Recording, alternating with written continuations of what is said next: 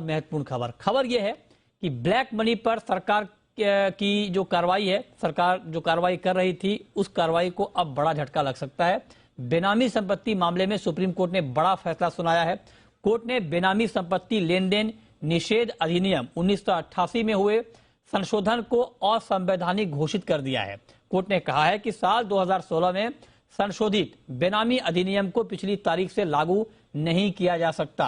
Court के फैसले पर डिटेल जानकारी के साथ हमारे संवाददाता ब्रजेश कुमार जुड़ रहे हैं। ब्रजेश, आप बताइए, ये चूंकि एक बड़ा मामला है, सरकार लगातार ब्लैक मनी को लेकर बहुत ज्यादा मुखर रही है, लेकिन आज का जो ये फैसला है, इसमें क्या डिटेल है और इससे क्या होगा आगे? अब बिल्कुल, इससे उन तमाम सारे लोगों को राहत मिलेगी जिन लोगों के मामले जो है पुराने थे, यानी 2016 में जो संशोधन लाया गया था उससे पुराने मामलों पर जो है इनकम टैक्स डिपार्टमेंट इन नए संशोधन वाले प्रावधानों के तहत कार्रवाई नहीं कर सकेगा। उसमें जो सबसे बड़ी बात सुप्रीम कोर्ट ने कही वो यही कही है, 2016 में जो संशोधन किया गया, जो बदलाव किया गया बेनामी एक्ट में, उसके प्रावधानों को आप आगे से लागू कर सकते हैं, ना कि पुराने मामलों में लागू कर सकते हैं।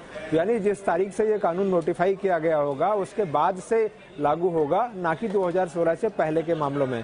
तो उन लोगों के लिए यहाँ पर राहत की बात है। तो सुप्रीम कोर्ट ने ये कहा कि आप इसको रिट्रोस्पेक्टिवली लागू नहीं कर सकते, यानी पिछली तारीखों से लागू नहीं कर सकते हैं। ये इस वजह से काफ़ी बड़ी राहत जो है उन लोगों को मिलेगी जिनके मामलों में पुराने तारीख से केस खोलने की बात थी।